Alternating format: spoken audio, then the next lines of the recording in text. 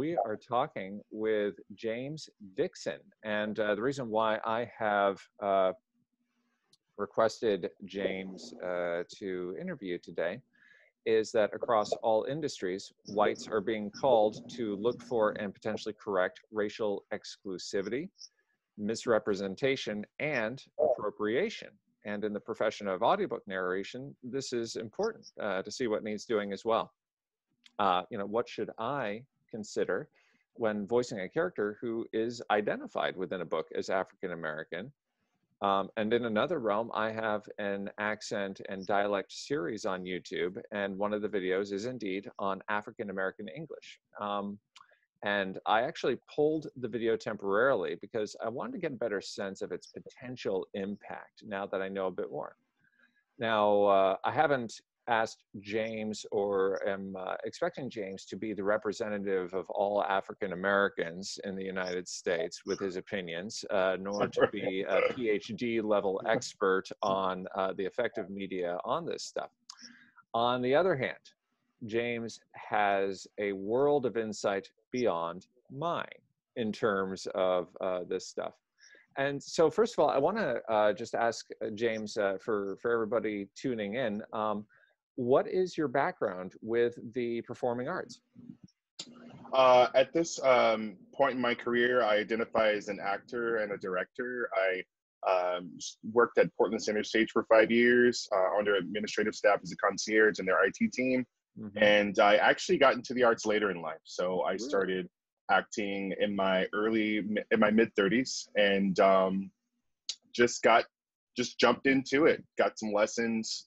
I didn't go to college for it, but I got some lessons on singing and stage presence, and because I had stage fright issues. And next thing you know, I'm in an audition and I didn't get the part, and then someone fell out, and then I got the part, and then so I've just been working my way along all these years. So I just take a gig, I take my earnings and I put it into my training and try to surround myself with people that want to see me succeed. And here we are. That's wonderful. It's wonderful. Yeah. What a great pattern. And I never would have known that you were green to acting, because I've seen your work, and it's quite excellent. Now, do you have any highlights, which is a bizarre word to use, but are there any things that stick out to you in terms of the way that white entertainers and administrators within the entertainment world, or creators of entertainment, are working with African American characters or actors in ways that are problematic, that you've seen or experienced firsthand? Yeah, that's a pretty huge question, and I think a lot of times it kind of varies.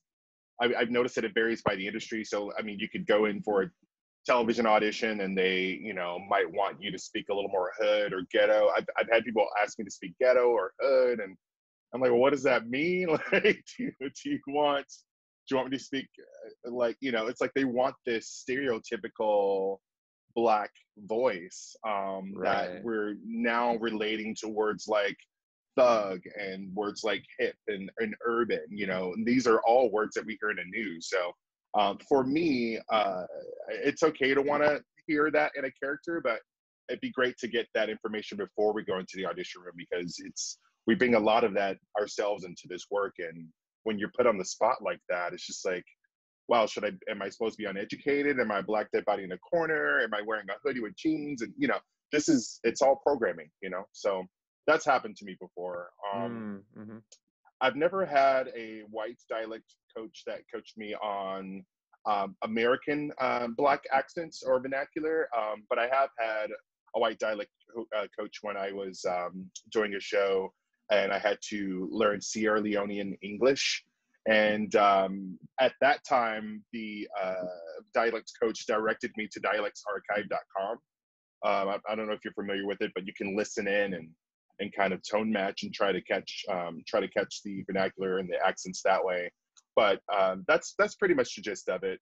most of the time we have a pretty good idea just based on what decade we're in and what region we're in, and most of us who are Black just kind of understand how to narrow that down a little bit.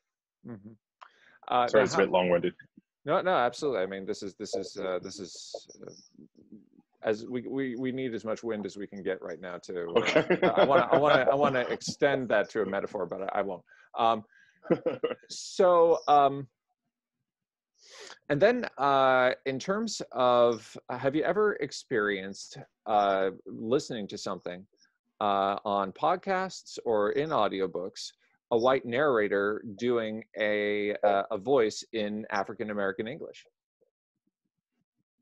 I have, and in this particular instance, it was a white comedian that went by the name of Shirley Q. Licker. It was a white gentleman who identified as gay at the time and would dress up in blackface and Really? speak as this Southern Black mammy type of character.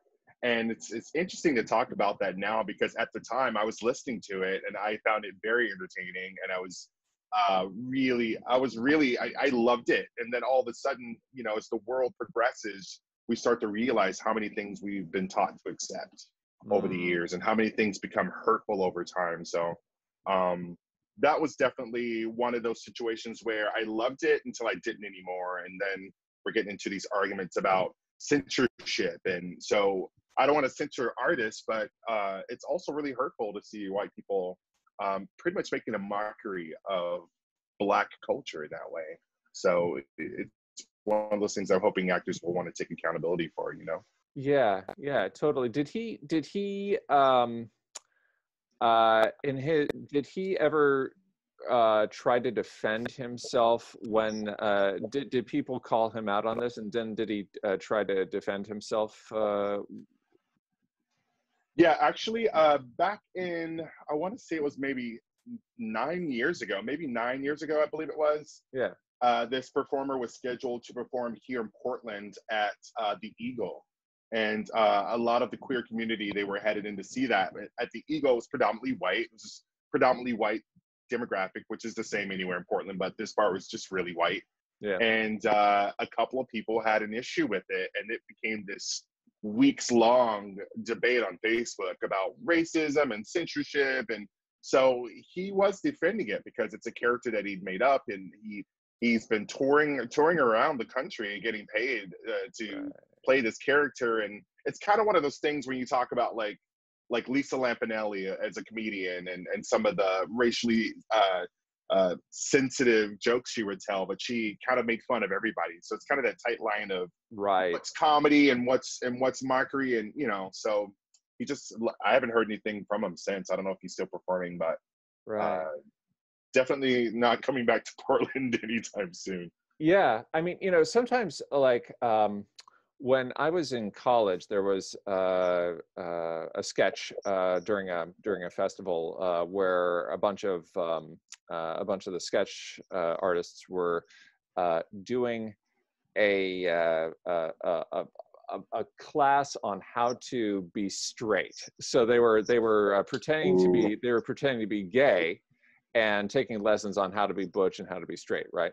And an audience member called them out in the middle of it. And debriefing with them afterwards, they said, no, but really it's about like, you know, how lame straight people are, you know, and all that sort of thing.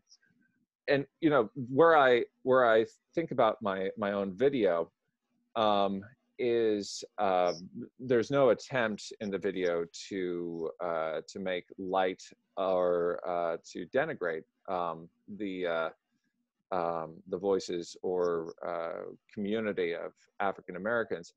But I was thinking, okay, but what is the purpose of the video? Like, what is it education? Is it entertainment value? If it's entertainment value, what's the entertainment value? Well, maybe the entertainment value is, haha, look at the white guy try to sound Black, you know? Wouldn't that be, you know? Well, you know, pre-COVID, I was booked to direct a show at a Company of Fools called Division Street, which is written by a white playwright. And it's basically about an interracial couple that's in a hotel room, and he's getting an award for playing a racist police officer. But his manager is a wealthy young white gentleman who pretty much talks like he's Black.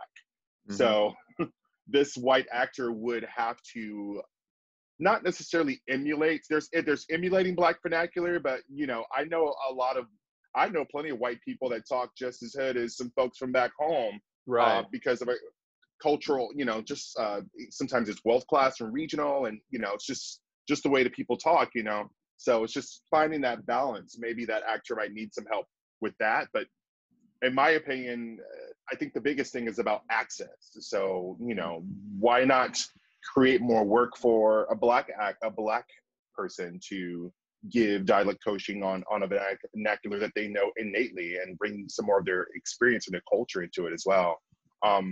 It's kind of a mixed bag question. I think I'm not going to say white people shouldn't, but at least consider what harm could be done by doing so, I guess. Right. Yeah. And, my sense of what I'm learning about appropriation is that two things. That first of all, for example, if we take Elvis as an example, which is what I was when I was getting educated on appropriation, it's Elvis was this revolutionary figure that that set the hearts and groins of America free with rock and roll. And it's like, well, actually, he was taking music that had been honed and worked on from people in very, very intense conditions, and just taking it and running with it. And right. Okay, so should he not have done that?